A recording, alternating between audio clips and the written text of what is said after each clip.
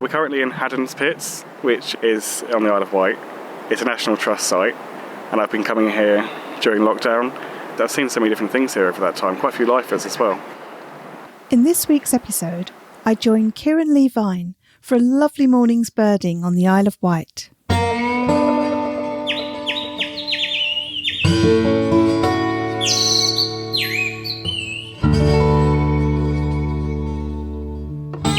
Welcome to the Casual Birder podcast. I'm Susie Buttress. As a casual birder, I take pleasure in watching the wild birds around me, wherever I am. In my show, I share the joy of birding. I tell you about the birds I've seen, speak with experts and enthusiasts, go on bird outings, and I share stories from birders around the world. In the last episode, I told you all about the Global Bird Weekend, an event created by Global Birding in association with eBird, Swarovski Optic, and supporting Birdlife International. It's taking place from the 8th to 10th of October 2021. It's an event for birders all over the world, no matter their level of experience, to join together, virtually in most cases, and note the birds they see. Last October, over 32,000 birders from 168 countries recorded an amazing 7,097 species, breaking the world record for the most species reported in a single day. The hope is that this year, those numbers will be exceeded, and you can be part of it. You don't need to be an expert birder to join in. Just be willing to watch birds on October the 9th, the main birding day, record the ones that you can identify, and enter them into your eBird account. By doing this, you'll be contributing to community science and creating an important resource for the scientists and researchers who monitor bird populations. You can spend anything from 15 minutes to the whole day watching the birds in your local area, whatever that means for you. If it suits you to watch the birds in your garden through the window, that's absolutely fine. And if you'd rather go for long treks in the countryside, wonderful. The key is to participate in a way that works for you, and to just get out there, watch the birds and enjoy what you're seeing. The hope is that this year's event will create another new world record for the largest number of birds seen by the greatest number of birders. You'll know by now that the Casual Birder podcast has entered a team for the event, and I'd love you to join us. I'll be running some special events for team members, and it's going to be so exciting. Sign up for our team at bit.ly/CBTeam21. That's CBTEAM21, all in lowercase. When you sign up for our team, you'll receive instructions on registering on the Global Birding website, and I'll be able to keep you up to date with the special events for our team that I'm running. The link is in the episode notes. Take a look. I do hope you'll join us.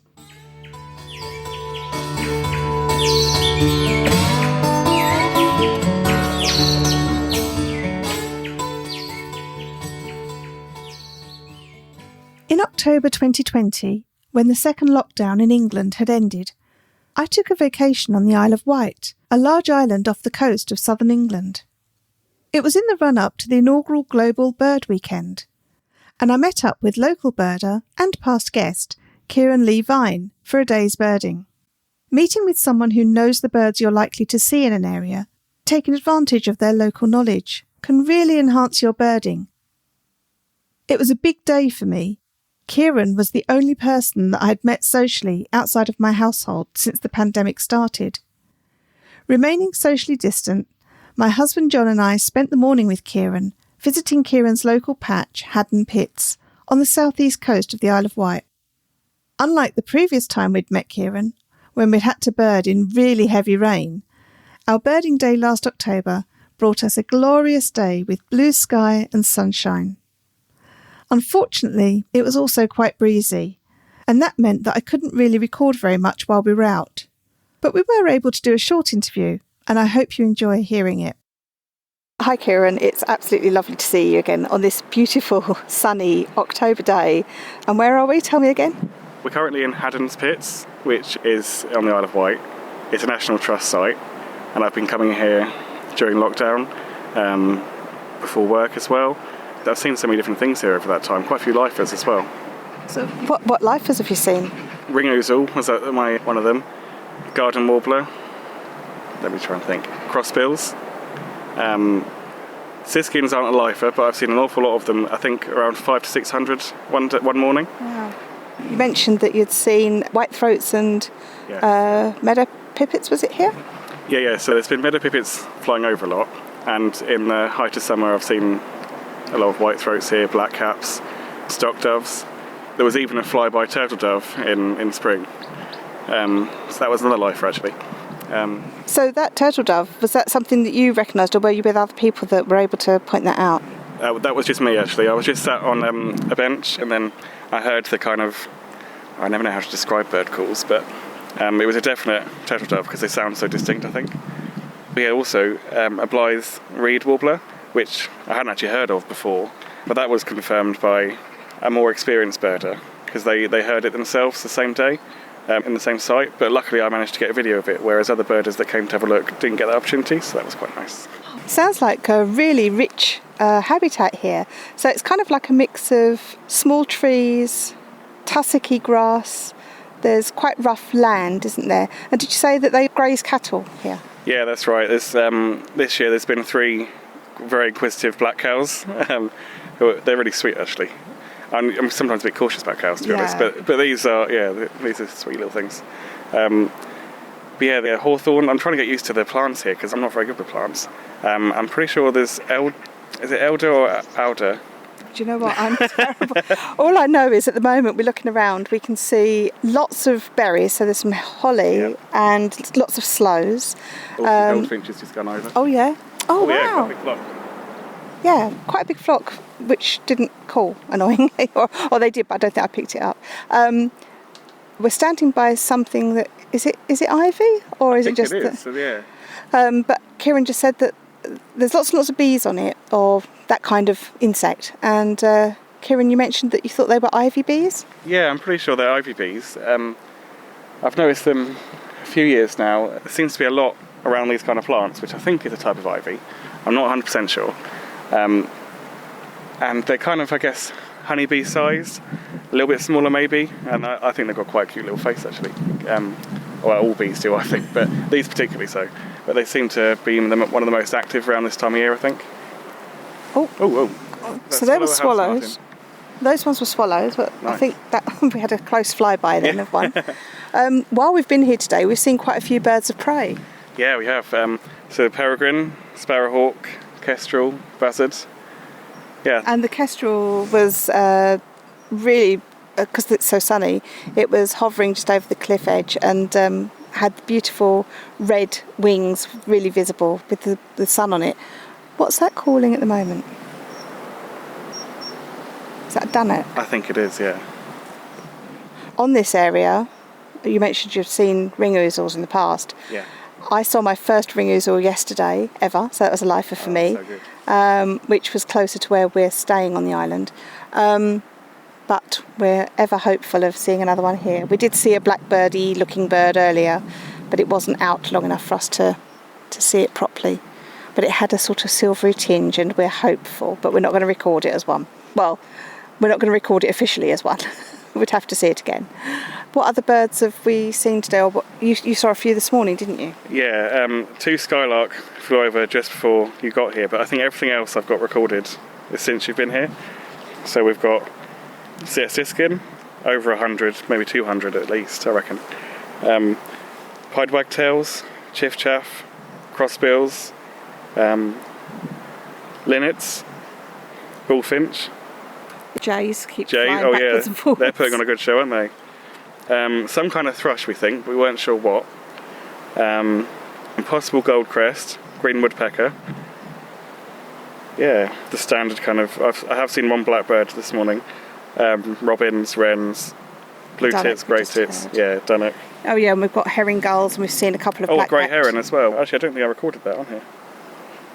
Oh, I did, because it was just as the same time we had some grey wagtails, so I just left grey in the, the title. But it's been really great being out with Keiron, because he's so attuned now to knowing what the flocks of birds flying over are. The only one I can confidently do is goldfinch, And that's usually because I know the song, or the call, but also because you see the gold panels in the wings as they fly over. But all the other little finchy type birds that have been flying over in flocks that I've seen during the week, I've had no idea what they were. But Keiron has been able to point out crossbills and siskins and linnets. Yeah. So are you able to describe in words what to listen out for those different types of birds? I mean, you don't not necessarily the call, but just the fact that I think some of them are more sort of. It is hard, isn't it? You kind of want to do the sound, but not. I guess with siskins, I always describe it as very nasal. But it's almost like a single note, isn't it? It's not a trill of lots of different. Yeah. Crossbills sound a lot harder than the siskin nasal noise. And they're a bit more chirpy, I feel like. There's like a couple of notes that they call out. Whereas with the goldfinches, you get like a tinkle, a whole load of... Yeah. And I think the linnet is a hard one. I struggle to Again, the that. linnet is kind of like a chirp, isn't it? But there's something different about it. Yeah. Siskins definitely have kind of sort of seep kind of noise. Like you said, it's kind of like nasally, sibilant type of thing. Goldfinches are definitely chirpy, lots of tinkly chirps. Linnet, I think, is also a bit chirpy, but not as much as the crossbills are kind of chirpy as well. Yeah, it's hard. The crossbill call described as metallic. Yeah. What I need to do is try and get some of these as they go over, and hopefully we will without it being too windy. Magpie just flying past over there. We've got a robin behind us doing a sort of tick-tick call.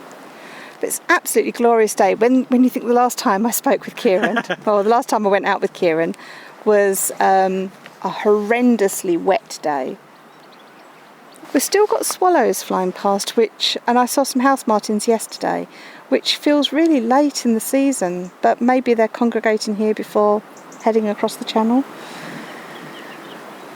Well, there's something singing out over there. Should we just walk back that way a bit and just see? Yeah. I think I've lost John. He'll come back and tell us he's seen loads of ring-oozles. Yeah, whole world. Anyway, thanks so much for bringing me out here today, Keiron. It's a beautiful day, and I've learned quite a bit as well, and it's not over yet. No, not over yet. We still might see a few other goodies. Fingers crossed. After we'd visited Haddon Pits, we took a short drive to Rylestone Gardens and had a little walk round the gardens and a lovely lunch with Keiron at an outside cafe looking out over the sea. It really was a wonderful day, and I thank Keiron for spending the time with us and sharing his birding knowledge. If you'd like to hear our previous episode that we recorded in the rain when we met Keiron on the Isle of Wight, you can find it at casualbirder.com/episode 68. As always, the link is in the episode notes.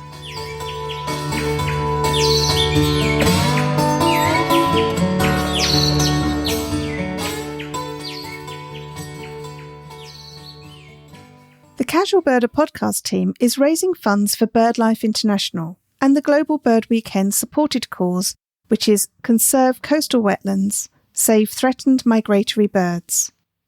Coastal wetlands are vital stopover sites for water birds seeking food and rest on their lengthy migrations. But all around the world, these areas are threatened with development. So we're fundraising to help save these critical refuges and the birds that rely on them. If you'd like to make a donation on behalf of the Casual Birder podcast, you can do it through our JustGiving page, or use the link bit.ly/teamdonation21. And that's all lowercase letters.